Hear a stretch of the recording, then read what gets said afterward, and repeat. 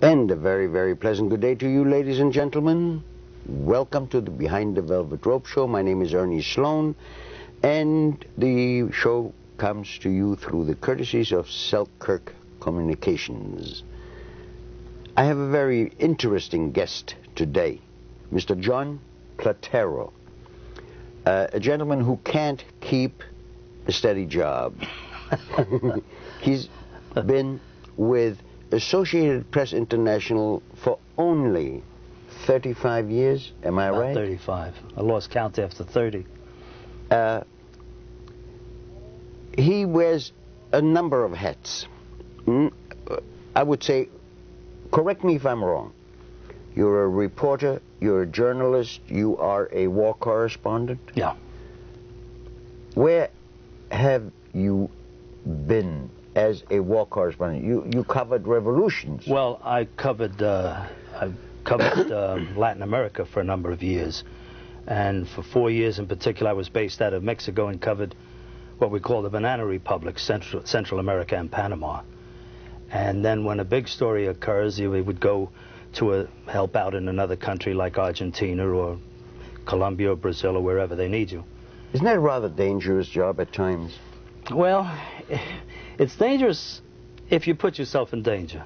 It's like it's like fighting a fire. One fireman goes into the building, the other one stands outside and works the gauges. Did you go in the building? Oh, well, yes. That's just my nature, to be in the fire. Yeah. Yes, there were times, but where especially when you're having a revolution or you're dealing with terrorists, or you're in a country where you're poking your nose where maybe the existing government would rather you not pry, there are times when it gets a little scary, particularly when you're looking into, say, human rights violations or prominent people who have suddenly disappeared in a country, and you start asking too many questions or you get closer to the truth. Did they ever throw you out of the country? No, they don't want to do that, because working for a wire service, that would put an awful blemish on the existing government. What they sometimes try and do is coax you into letting the story go or leaving it or something of that nature. I can remember one time in Panama where I happened to pass through Panama, and I was digging into a story of a missing priest, a Colombian priest who disappeared. He had been helping the peasants. And as I got closer and closer to the truth, I was called to the foreign ministry and told that the Padre Gallegos was his name, that he actually was alive and hiding somewhere. Excuse me? Yeah. Whose foreign ministry? The Panamanian foreign ministry. And said and sort of indicated that perhaps I would like to follow Padre Gallegos. Well, if you can't read between the lines in this and say that maybe what they were telling me was perhaps what happened to Padre Gallegos would happen to you. So you have to be very careful sometimes. Or it's when you're digging into the torturing of people and you get too close, you get the hint pretty quick, and then you have to be very careful. You just don't drop the story, though. If you're a good journalist, you just don't drop the story. But certainly self-preservation is always there. Now, when do you write those stories? Right there on the spot, or when you come back? Oh, no. If it's a big story, a major story, remember the wire service writes for the world. Writes for instance, the Associated Press. Forgive me if I'm wrong, but we probably provide national and international news from over 90 countries in the world. So a prominent story, you're going to file it as fast as you can. You'll get to the closest telephone or telegraph office and file your story. And then you continue with the story. A big story like that doesn't die with just one version of it. You have to keep after it. And then when you're serving the world, you have morning papers, afternoon papers, you have problems with time zones, so there's a deadline is every minute, so there's no time to waste. So you continuously keep after the story.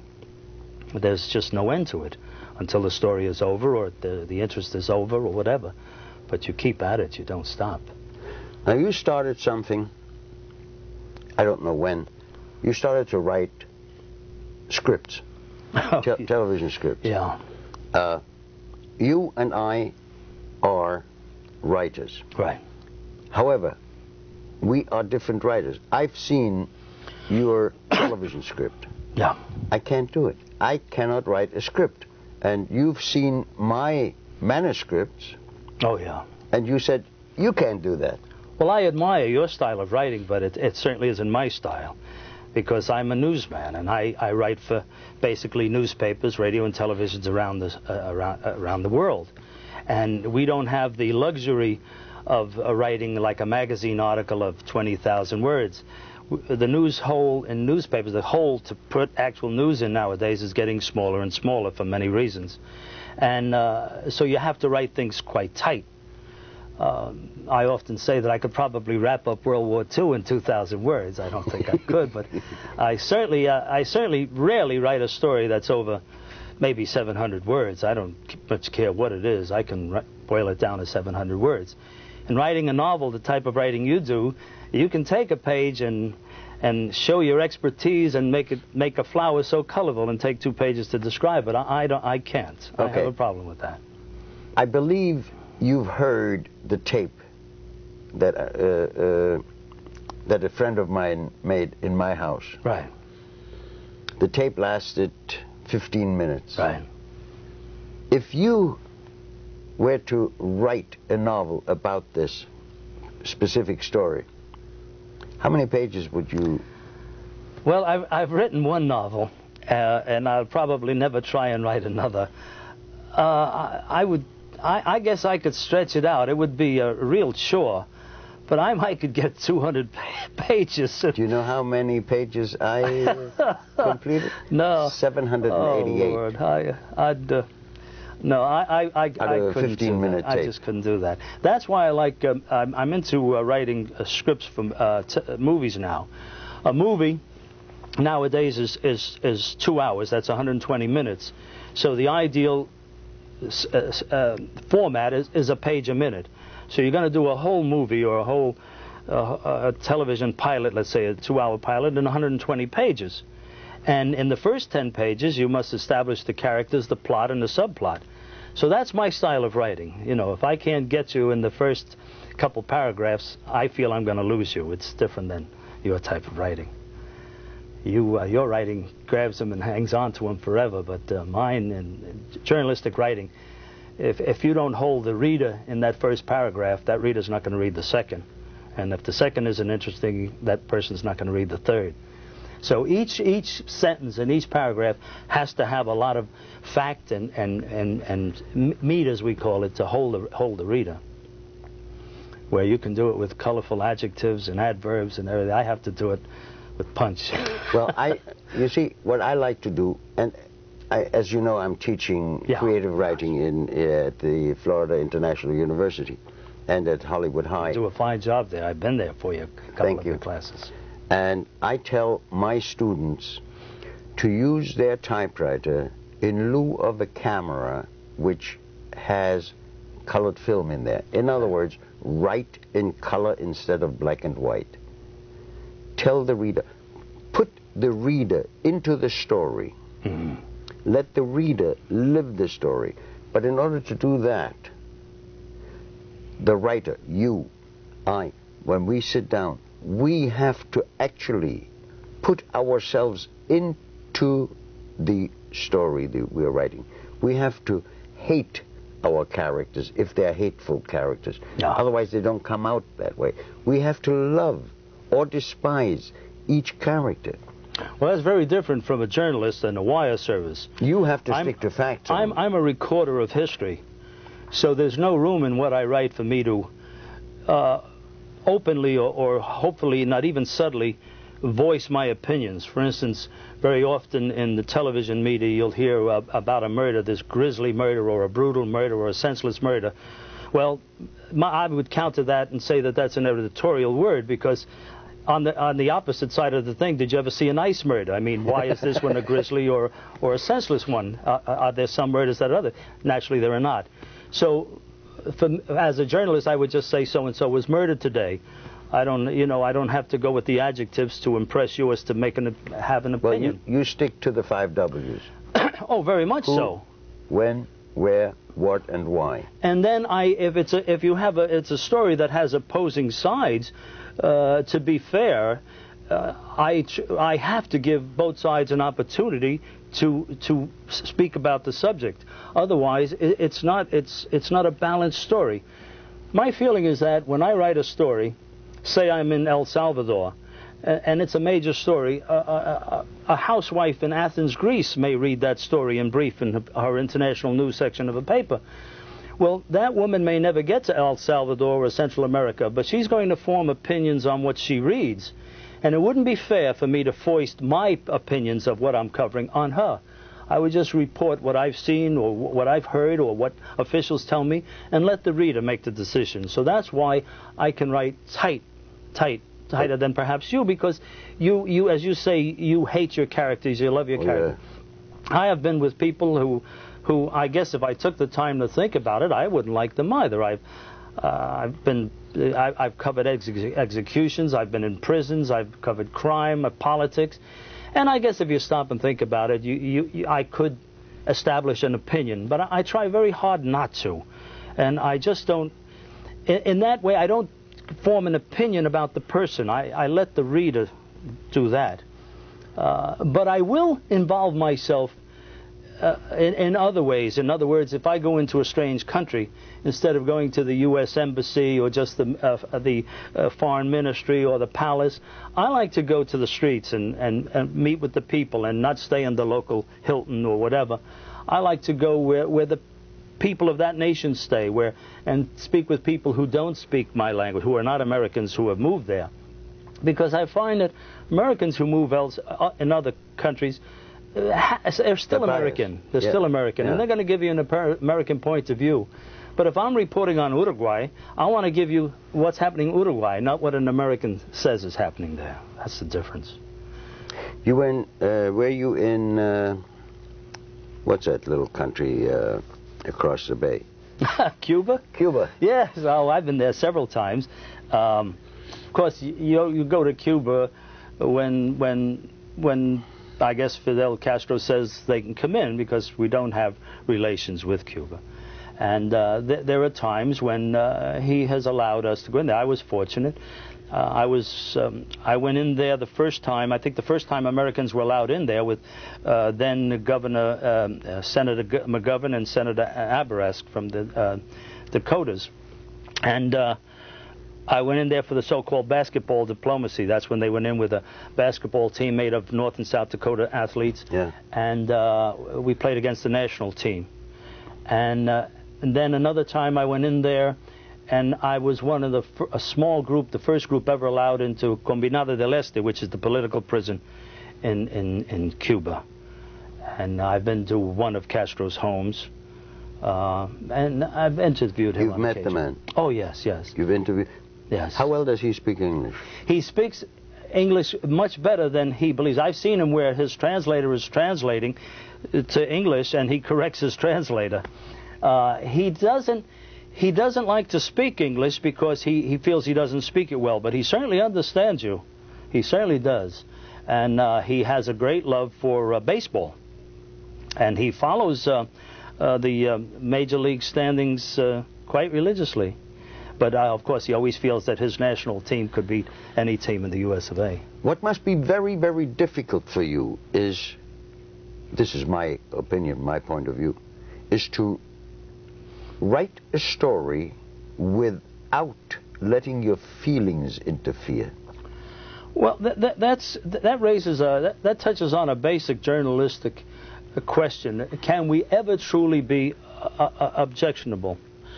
And I try very hard, and in case I do slip up, in a wire service, your copy goes through a period of editors before it ever gets on the wires into the newspaper and radio and television stations, so that if you do slip up, very often good editors will catch it.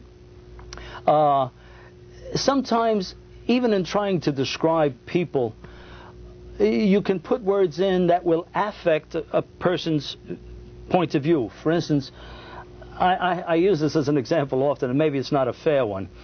But if you were talking about two candidates and you said the pudgy or the balding Democrat or Republican candidate, to people, I don't think they look, generally speaking, too kindly on someone who's pudgy and balding at the same time. And then the opposing candidate, who you may favor, you would say dressed in a, in a neat blue serge suit or whatsoever.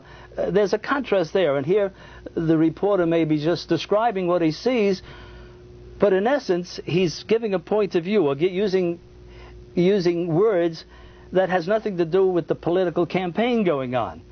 For me, I don't see the reason for... They influence the public. Right. I well, think, look what they did with the former Adlai Stevenson. Yeah. Saying a man has bloodshot eyes, I don't see has anything to do with his platform, but yet it could affect somebody at home saying, I bet he was out drinking last night, and simply the man may have an eye problem or was rubbing his eyes because of an allergy. So I often wonder whether those little tidbits that, excuse me, that journalists we sometimes put in really have any value. Maybe they do more harm than help. If you turn in a story of an event, and your office supplies the papers throughout the country, do the papers, the individual, after getting your reports, do they edit or add or operate on them? What they can do is... Are they allowed to? Yes, they can't change what you write, but sometimes you'll see they'll say at the top from wire services, which means they've taken material from, let's say, Reuters or United Press or ANSA or something else, or the New York Times service or something, and blended it in with what I've written. But you can't distinguish as the reader which part was which. But they can't change it. They can take your byline off it, certainly, that's their right. They're buying the news. They're buying the news that you've written, but they can do that. But they cannot change words in a sentence. If they're going to use any particular sentence that I've used or paragraph that I use, they can't change that. Because, that isn't what we wrote, meaning Associated Press. Let's get political. You might not like my question now. I may not answer it. What experiences, personal experience, did you have with the Russian news agency, with TASS? Well, okay, you run into TASS and the Eastern Bloc nations. Based in Mexico, I ran into them quite a bit. But they're quite clannish, and they stick to themselves pretty much. Even at the press club in downtown Mexico City, if you happen to be there in an evening having a drink or a sandwich or something like that, they're very inclined to stay by themselves. I found that the Cuban news agency, Prensa Latina, they were more amiable because, again, they're Latins. Oh, I wasn't talking on a social. I was asking about professional cooperation. Well, you have to, again, so you have to... Do you need their cooperation? TASS? No, that's competition. If I were on a story with a TASS reporter, he's reporting for his agency and I'm reporting for mine. The stories probably won't read anywhere near the same. The training is different. Maybe their needs are different or whatever, but I wouldn't see much similarity except the quotes that we may report that a candidate said or a government official said. I might choose, when you have an interview, if there's 3 or 4 reporters with, say, an interior minister, and he's speaking for half an hour, you're not going to report everything that he said. So the quotes that I say that are germane to the story that I'm writing may be different than the quotes that TASS may choose. I just can't pass judgment on TASS. They write for their agency according to their rules and guidelines, I guess. They were trained in a certain way. Well, yes. Journalism is very different. Journalism in Latin America is very different than our journalism. In fact, as you know, FIU has a program, federally funded program, in which they're trying to improve journalism in Central America. So the training in other countries is just not what you get here. I mean, we still have the finest training in the world, and our journalists, to me, are the best in the world. Hispanic journalists have they have a different flair. They're liable to start off a beautiful story about in downtown. It was a beautiful sunny day, and the birds were chirping and this and that. And after about 20 graph, they'll say, and then a shot rang out, and the president was killed. You know, that's I'm being a little facetious here, but that gives you an idea of the difference between, let's say, Hispanic journalism and ours. We're right to the point. Would you classify television, not newscasters, television commentators as journalists? Oh, certainly. But again, it's a different type of journalism. A TV journalist, what does he have? 30 seconds a minute. Exactly. You know, how many words do you get out in a minute? What is it, about maybe 230 or 240 words in a minute? If you're fast. If you're fast. And first of all, you're going to need a good writer if you have time to prepare the script. If not, you've got to be awfully good to dictate off the top of your head. And then you have to have a prompter. Well, if you're on the spot, and naturally, a wire service or newspapers, if they're close to deadlines, will dictate off the top of the head from a scene. When the earthquake in Managua in 1972, I was the first foreign correspondent to arrive there. Oh, you were? Yeah, the airport was still closed, and Howard Hughes had just left about an hour before from the busted-up airport. And I got in there and made one run into town and found there was one line still up in downtown by the communication ministry. And you get on there and you file something, anything at all. Just give some kind of a view of at least what you've seen. And then you look for other means to get your story out. Then I found an American in a Volkswagen bus who I saw a big antenna out the back and knew the guy was a ham radio operator, and got him and called somebody in Texas who took some notes and called the local AP bureau in Texas and filed another story, and you keep going that way. There's never a dull moment. No, not with a wire service. At the first couple days, I was traveling with someone from the Washington Post and the LA Times, but these fellas only had, you know, really one deadline a day. They had all day to gather their material, and 5 o'clock, you know, get the story, find a phone somewhere, a communication line, and get the story out for the morning papers.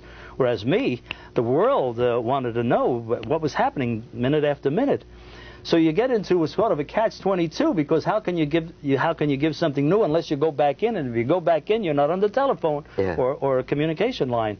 Well, now with the new type of telephones, it's easier. Well, no, that wouldn't work in Latin America. And some, you know, hand telephones, you mean? No, these what do you call them? The telephones that. Oh, like radio telephone? Yeah. Well, no, if you don't have the tower, you're not going to get it. You know, just now we're able to have telephone communications, I think, almost to Key West by mobile telephones. But you get in some primitive back areas and big stories. I can remember covering a volcano that cropped up almost overnight in the northern part of Nicaragua, and had a photographer with me and a transmitter. And I can remember getting to a phone line so I could call in the story, but this fella trying to develop film in a peasant's home and trying to use the phone line to transmit the photo, you know, you get static and everything else, which distorts the pictures, so you have other problems there. But no, communications sometimes are pretty antique when you get in some of the far corners of this hemisphere even. Is it too early to tell my viewers about the television show that you wrote? Oh, well. It's going to be a serial. Well, we hope it is. When the only time I've ever been seriously ill was after covering the Managua earthquake. I had to sleep on the ground for 10 days because of aftershocks, and the city was destroyed. And on the edge of the town, I slept on a lawn for 10 days, and Nicaragua gets very cold at night. And I got asthmatic pneumonia. And that's when I started to write a fiction based on my encounters in Latin America, and that's going to become a television series. So I'm told. Hopefully they'll shoot the pilot this fall. Do you realize we nearly spent a half an hour here? You're kidding. Very, very close. I think we have about 3 or 4 minutes left. You and I could go on for about another 4. I love to be together with you. It's my pleasure. I'm so thankful. I'm so pleased that you asked me on. We have 3 minutes to go. 3 minutes to go. Okay, for me it's very difficult, But you can make a write a story in 3 minutes, which I could take and make a 400-page manuscript out of. You mean a fiction story? Oh, well, Fiction or non-fiction? Well, I prefer non-fiction. Well, so this one is quasi-fiction. There's a place called Caesar's Key right here in Biscayne Bay, and the legend is that there was a pirate who lived there by the name of Black Caesar, who they believe was Haitian. And Black Caesar, I went to the rock that he supposedly lived on, and he was quite clever. He took a longboat, and he and a couple other Haitians would lie down in the boat and make believe they were shipwrecked and sail out, float out to a schooner passing by, and when these sailors with goodwill would help them on board, they would take out their knives and everything and pirate the ship and kill everyone. So do me a favor. What's that? I'm sure my viewers are of the same opinion as I. We'd like to hear more from you. Would you come back? Anytime. Ernie, for you, anytime. Anytime at all. It's a pleasure to be with you. Thanks a lot for coming. I know I took you away from your computer. And when I go back... No, today I'm not going to touch my computer. All right. Because it's my birthday and I'm invited to a party. But between the two of us, we could write a storm. Oh, yeah, I'm sure we could. Maybe someday we will, hopefully. Yeah, let's put our... We'll put our heads together. It'll be a long, short story, right? But come to think of it, you and I could make a hell of a team. Yeah? You write it and I'll edit it down. Terrific. Oh, gee. Thank you for coming. Thank you again, Ernie. Ladies and gentlemen, I hope you enjoyed the show. I promise you we'll have John Platero again and let him tell us some more of his experience. Have a good day today. Have an even better one tomorrow. But by all means, make someone happy, won't you?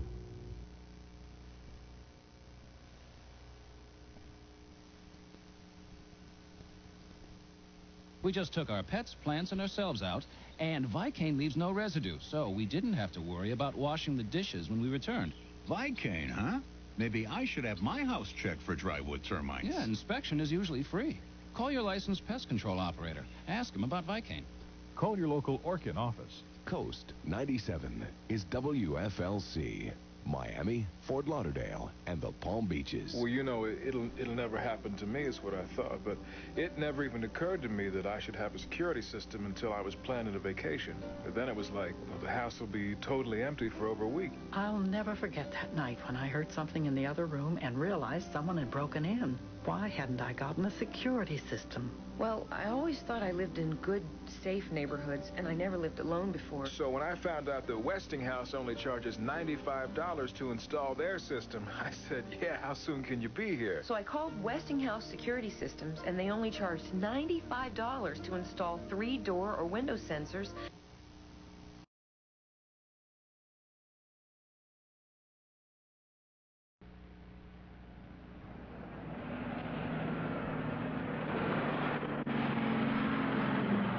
I'll turn it over to our speaker this morning, Mr. Jack Burnett.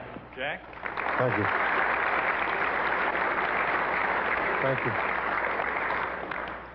Now, I was invited to talk to you about automobile safety, not because I'm a safety expert, but simply because when I was a senior in high school, 3 weeks before I was to graduate and 10 days before I turned 18, I wrecked my car and, as you can see, put myself in a wheelchair. Now, I'm not going to sit up here and try and preach to you. What I'm going to do is show you slides that simulate my accident. And I think once you see these slides and hear what I say, it should convince you that driving a car safely isn't something that a coward or a sissy does, but it's something that a man and a woman does, and it's something that you have to do if you're going to go through your life without ending up hurt or in a wheelchair or hurting somebody else. Now, I had attended school on a Friday, and that Friday night after going out and taking my date home, I stopped at a restaurant where I was sitting at a table with Charlie and a couple other guys that I went to school with. We were talking about our cars and how they run, and Charlie was mainly doing most of the talking because he had just put a new engine in his car. He was excited about the way it ran, and he was bragging that his car could outrun mine or any of the other guys that were there. Now, none of us agreed with him, but none of us had any intention of trying to prove him wrong. So at about 1 in the morning, I left that restaurant, and I started a 5-mile drive home. When I left the restaurant and made this turn, I was running maybe 40, 45, but I'm not really going fast because I'm just kicked back and relaxing. You know, I got a 10-minute ride, and I'm not really worried, and I'm not in any hurry. Now, I got about a mile into that drive when Charlie came flying up behind me, past me, and when he did, he blew his horn, revved his engine. I saw him coming out of the rearview mirror. You know, I saw this. I mean, I knew he was coming fast. I didn't know who it was, but I guess. Man, when he passed me and blew his horn and revved that engine, I mean, I just had to floor it and go after him. I felt he was challenging me. I didn't feel that I could let him pass me and get away with it, so I floored it and took off after him. You see, really, my intent was, I'm just going to catch him. You know, I'm not going to race with him. I'm just going to catch up to him, just to show him he can't pull that kind of crap. You know, and it was that simple. I had no intention of racing. I honestly didn't. What everybody tries to do is you get dared, and you got to take that dare. And that's really where the mistake started. And the mistake actually started because that was implanted in my mind growing up. You can't be a coward. You can't be a chicken. Someone dares you, you got to go for it. I finally did catch him. We started down a very steep, curvy hill. Then halfway down the hill, I catch up to Charlie, and from this point on, it's going to be as much speed as we can possibly make. These are all right-angle turns all the way down. And of course, you got the one-lane bridge. Again, I didn't dare try to pass it. Otherwise, I'd be hanging on that bridge. There's no way I'd handle that. But then as soon as we crossed over the bridge, then we're going to be coming on a straight stretch. And as soon as he got across the bridge, he floored it. And of course, as soon as I heard his exhaust pipes, you know, I floored it. And again, it's a macho thing. Now I'm just trying to stay on his tail. Just stay on his bumper. Figuring now, all right, I'll take you up the hills. I'm thinking ahead now, you know, I might get you at the top of the hill. We're flying through here, which again, it's still little curves, but we were coming through here probably 65, 70 mile an hour. And that's pretty damn fast for this. Right now I'm a foot on his bumper. I mean, all the way up this hill, I was never a foot. I was actually trying to push him. You know, just like, come on, man, get it. I'm kind of mad now. I'm kind of excited, kind of mad. But we're going bumper to bumper up through here. And here's the one that's blind. We're taking it on the inside. You can't see a thing. You can't see anything that's coming. Now, right about here, I backed off of him a little bit because I knew I had to get a little run at him. Then I kicked it right about here so that when I come out of this curve, I mean, I was moving. And I was moving faster than him.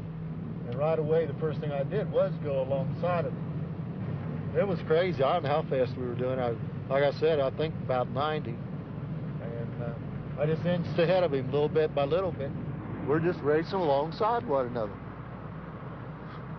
And why? I don't know, man. It takes me about 3/4 of a mile to get around Charlie, and I had to get up to 90 mile an hour to do it. Now, if I'd had enough sense to turn down this road that I lived on and go home, I could have been home nice and safe in about 1.5 minutes. Now, right up here is the road, And you see here it says speed limit 30 mile an hour. We're going into this set of curves 65 to 70. And there's a bad hump. Now this, even though the roads are better, this hump right here, this will airborne you. You can't hardly feel it this slow.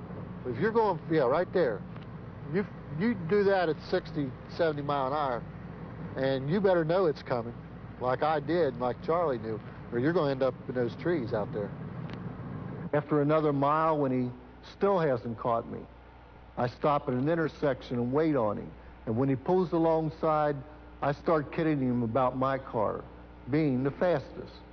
Now, I could have turned at this intersection. If I had turned right, then this would have taken me right back home, too. So I had the option, and that's what I intended to do when I stopped. You know, just kid him a little bit, then turn and go on home. Well, right away, he says, no. He says, I let you pass me. Well, we sat there and argued about it for a couple of minutes, and then decided to find out whose car is the quickest by drag racing. We burnt on the other side of the intersection, and we burned rubber all the way across the intersection and headed out toward this curve here. And we're running door to door. So close, I remember looking through my window and being able to look Charlie right in the face. I think it was about here where I realized the curve was here, but I wasn't going to let off of it. The only thing I had on my mind was to beat Charlie, and I wasn't thinking about the curve, even though it's a road that I know as well as you know, the road right in front of this school. And then my wheels started sliding off, started going out of control here, and then I lost it. I jam on the brake, and Charlie goes on around me. Then I step on the gas, turn into the skid, do everything that I've ever been taught to pull a car out of a skid, but nothing I do works. Probably about where that telephone pole is, and I went into this field on the left. The car just continues to go more and more out of control. It starts sliding sideways down the highway, and the force of the slide throws me from the steering wheel to the passenger side of the car, where I have no control of the car at all. It ends up sliding over 300 feet down the highway, and then for some weird reason, the rear wheels catch, shoot the car head on into the ditch, and when the bumper hits the ditch head on, it flips the car end for end, about 40 feet through the air. Jack was due home at 1:15. That was his time to come in. And at 1 o'clock, a car pulled in the driveway and blew the horn. And we had just gone to bed. And we jumped up and wanted to know who in the heck was out there blowing the horn in the driveway at this time of the night. And we went out, and they asked us if our son drove that type of car. And we said yes. And they said it was laying on its top over on the highway. I had been knocked unconscious. And what woke me up was Charlie pounding on the car. He tried to get the door open. And of course, since the car was laying on its doors, he couldn't get the door open. So what woke me up was him pounding on the car. Are you all right? You know, hysterical. Are you all right? Are you all right? That woke me up. And when he woke me up and I heard him, and I yelled back, yeah, I'm fine. Just get me the hell out of here, you know. And I was like 85% conscious. I was not totally conscious. Well, next thing I know, my parents are there. And they said when they got there, the front wheels were still spinning on the car. I mean, that's how quick they got there. I still did not realize I was injured, because the main thing which I remember, and my dad, see, he was in the ambulance with me. And he says, you know, I was in tears because I kept saying, Mom is going to kill me. Now, I, of course, hadn't thought he was injured that bad, because riding down in the ambulance, I had talked to him. He didn't seem to have any bruises or cuts on him. He cried because he had wrecked his mother's car. And I told him not to worry about the car, I was worried about him. And then they took the x-rays of him, and the doctor asked us to sit down and wait for a few minutes. So we sat there for, maybe a half hour or so. Then he called us out, and he took us back in the x-ray room. And I'll never forget what the doctor said, because he said, if you have any prayers to offer up, he said, I'd suggest that you offer them up that he don't live. It not only broke my neck, but it did knock a vertebrae, fifth vertebrae, far enough out of position to where it did cut my spinal cord. And since the spinal cord is cut, I'm paralyzed from about the point of the mic on my chest on down.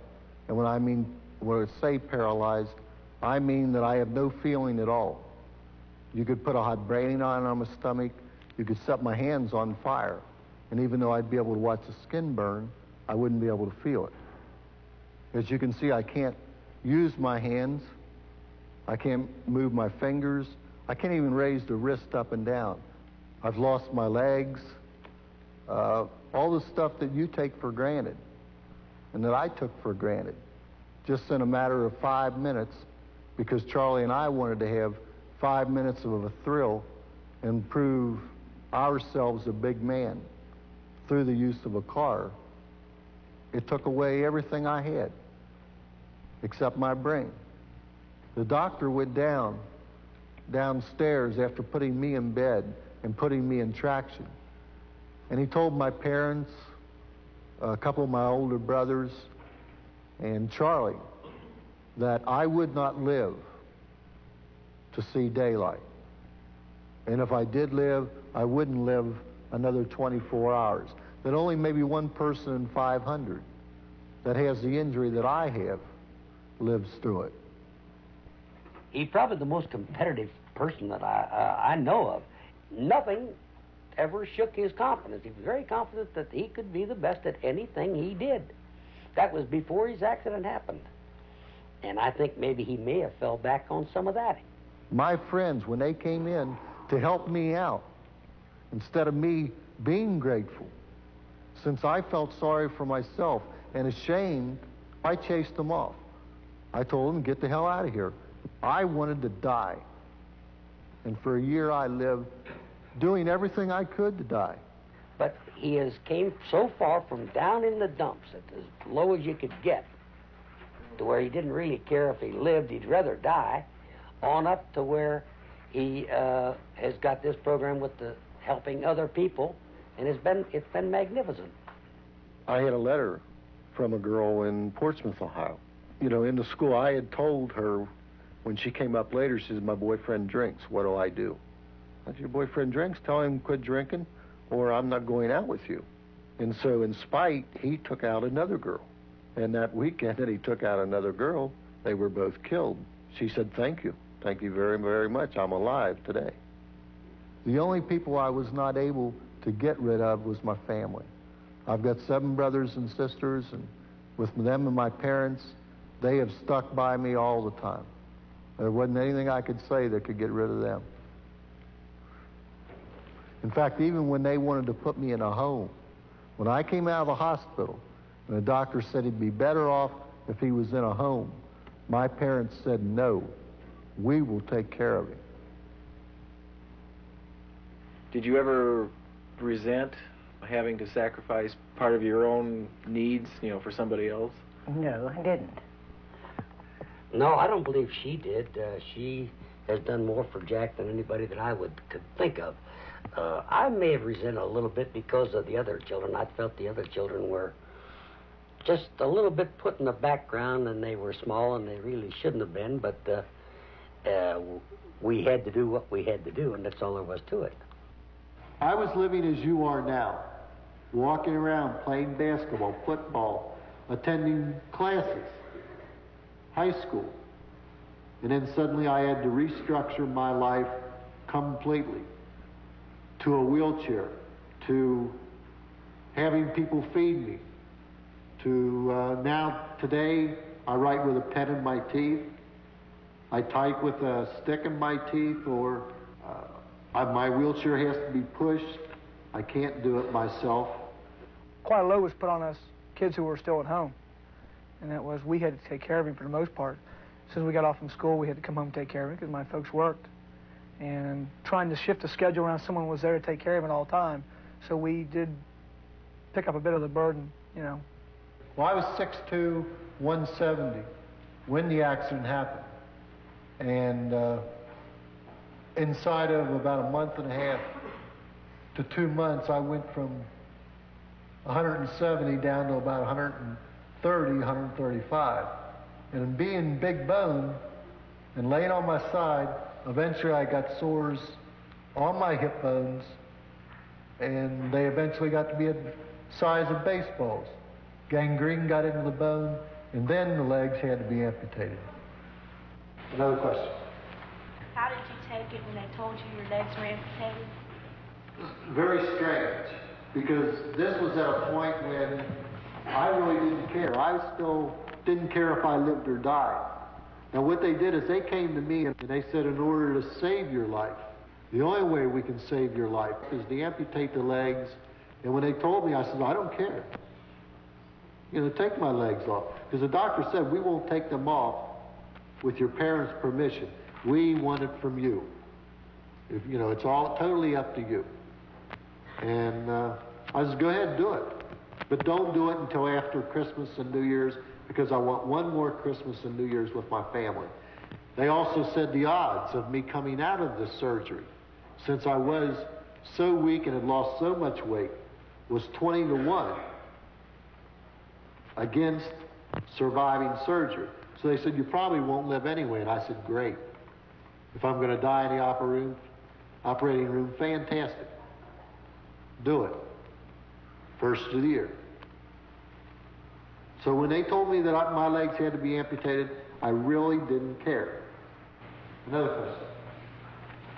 Did your parents act like they were ashamed of you when you came home from the hospital? No, my parents have never been ashamed of me, or my family. In fact, in the early days, they resented the other people when we would go somewhere and somebody would stare at me. I mean, it would make them furious, and me too, in the early days. But they learned to adjust to it like I did, understanding that people are going to stare. I mean, I do look different. So I do give, you know, I don't pay attention when someone stares. I let them stare. No matter where I go, whether it's in a restaurant or a movie or wherever it is. But I only let them stare so long. You know, if they kind of make an issue and they keep staring, then I start staring back. And, that usually stops it. Back there.